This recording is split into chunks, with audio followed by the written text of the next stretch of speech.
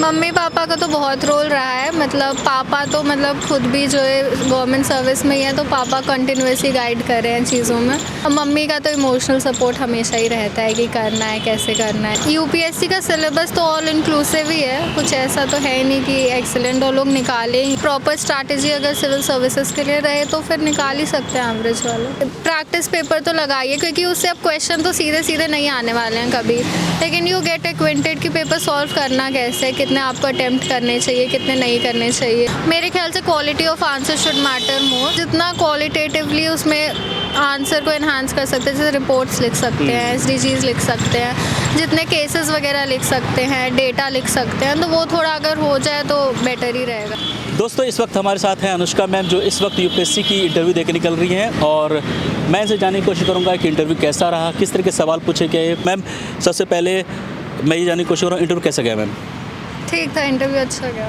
Interview अच्छा गया। किस तरह के सवाल थे? डाफ बेस्ड थे और करंट अफेयर्स बेस्ड थे। करंट अफेयर में किस तरह के सवाल पूछे गए? मेरा तो आईआर था, तो आईआर और कुंभ के बारे में। कुंभ के बारे में? हाँ जी। मैम, आपके ऑप्शनल पेपर क्या हैं और लैंग्वेज क्या हैं? PSIR और इंग्लिश है। ये कौन सा अटेम्प्ट में? Second attempt. मैम, अगर मैं ये बात करूँ, ये जर्नी बहुत लंबी होती है यूपीएससी की तैयारी, और इतना आसान नहीं है। इवन आप इंटरव्यू तक पहुँचे हैं, एक बहुत बड़ी बात होती है, उपलब्धि होती है, और मेरे दिल से दुआ है कि आप फाइनल हॉली PDF में आपका नाम आए।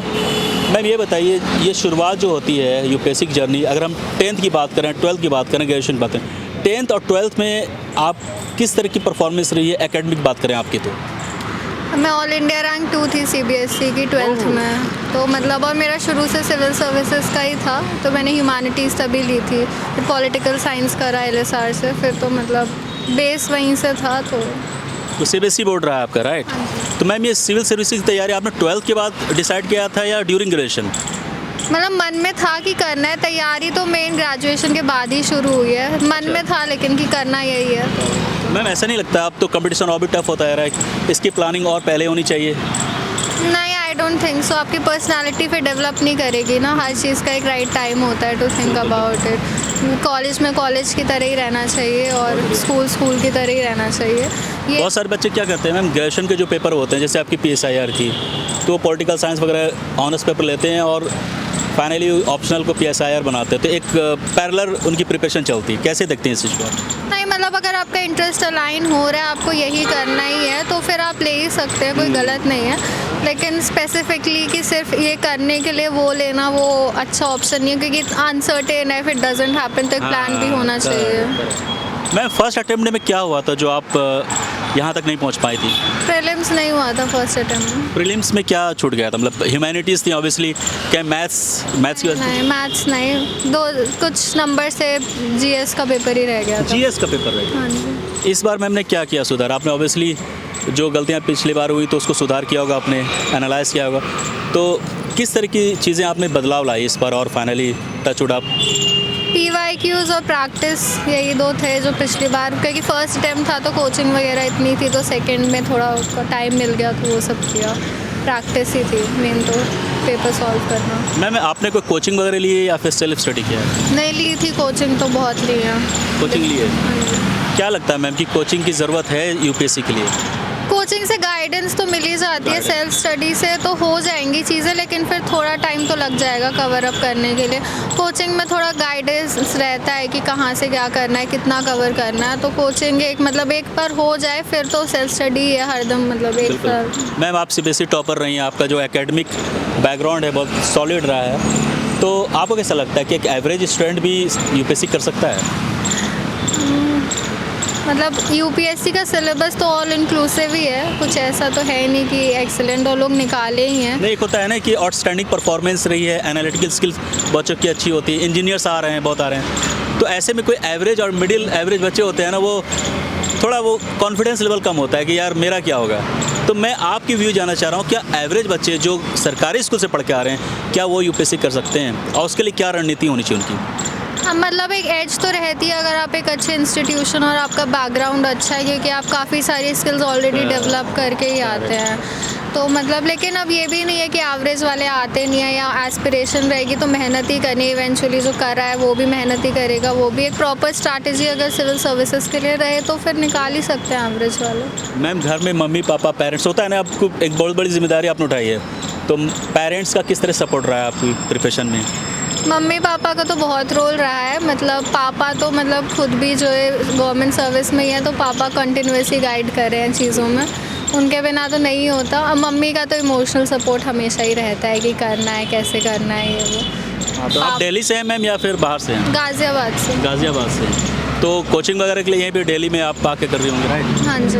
मैम प्री के बारे में थोड़ी सी बात करूँगा, अभी प्री होने वाला है मई 25 मई को, कैसा लगता है मैम? क्योंकि आपने प्री को बहुत करीब से देखा है और आपको पता है कि प्री कैसे क्रैक किया जा सकता है।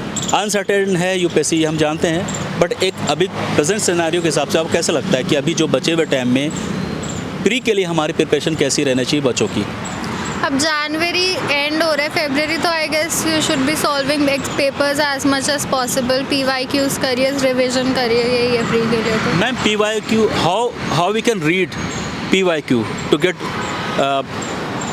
मोर बेनिफिट्स? मतलब एक होता है ना PYQ हमने देखा, पर उसको पढ़ने का तरीका, उससे होता क्या है कि PYQ में भी जो एक क्वेश्चन होते हैं उससे 4 ऑप्शन होते हैं, उससे भी सवाल कहने की कुछ चीज़ें होती हैं। तो PYQ को सही तरीके से पढ़ने का सही तरीका, उसको सही यूज़ करने का क्या तरीका होना चाहिए आपके हिसाब से?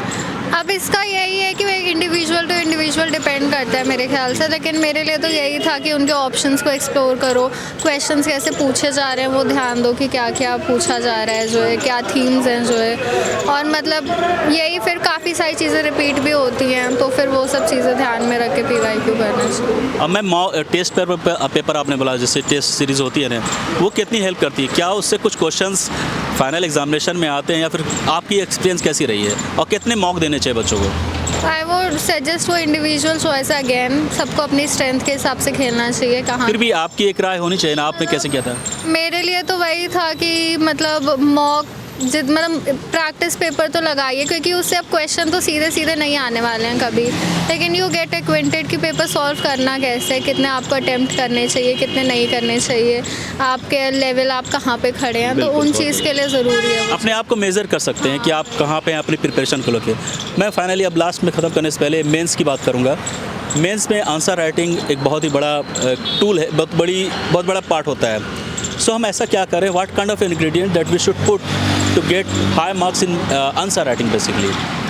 अभी मेंस के स्कोर आउट नहीं है तो I don't know where I stand, but in general I would say कि अपना मतलब जितना वैल्यू एडिशन की ओर आप मतलब एक बार आंसर राइटिंग तो प्रैक्टिस करनी ही चाहिए, बेसिक आंसर। मेरे ख्याल से quality of answer should matter more. कैसी क्वालिटी होनी चाहिए आपके हिसाब से? क्वालिटी किस तरह की होनी चाहिए? मतलब आप एनहांस, मतलब आप जो क्वेश्चन पूछा है पहले तो डिमांड मीट करिए, उसके हिसाब से आप जितना क्वालिटेटिवली उसमें आंसर को एनहांस कर सकते हैं, जैसे रिपोर्ट्स लिख सकते हैं, SDGs लिख सकते हैं, जितने केसेस वगैरह लिख सकते हैं, डेटा लिख सकते हैं, तो वो थोड़ा अगर हो जाए तो बेटर ही रहेगा आई गेस।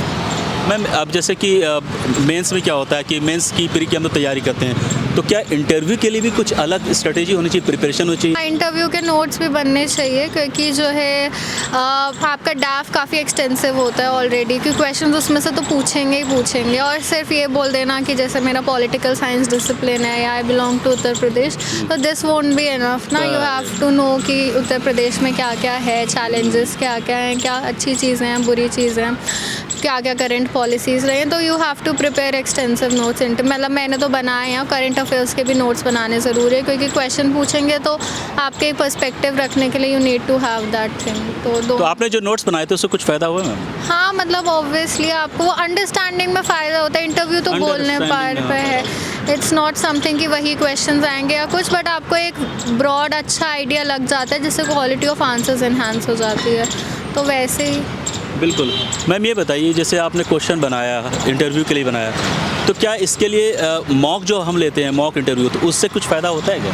मतलब मॉक के क्वेश्चंस तो ऐसे रिपीट होते हैं, कभी कभी होते ही हैं, ऑब्वियसली हेल्पफुल ही हैं, क्योंकि प्रैक्टिस तो करनी है कहीं ना you can not face directly UPSC का बोर्ड, तो एक सेटअप तो ज़रूरी है कि आपको पता रहे क्या बोला है, एटिकेट्स क्या रखने हैं, किस तरीके से बात करनी है, आपकी पर्सनालिटी में कुछ है कमी तो वो भी वहाँ जाके इम्प्रूव हो जाती है। तो वो सब तो फ़ायदे हैं और देने ही चाहिए, ज़्यादा डिपेंड ऑन द टाइम, लेकिन एक सब्सटैंशियल नंबर ऑफ मार्क्स दे देने चाहिए प्रैक्टिस के। प्री के लिए आई गेस प्रैक्टिस करिए, अब जितना भी है रिविज़न करिए सब्जेक्ट वाइज, देन प्रैक्टिस करिए जो भी रिवाइज़ किया, और प्रीवियस ईयर क्वेश्चन पेपर को भी प्रैक्टिस करते रहिए, एंड ऐसे ही होगा प्री के। चलो मैं wish you all the best and मैं दुआ करता हूँ कि आपका हॉली PDF में नाम आए और आप इसी तरह मुस्कुराते रहें। Thank you ma'am.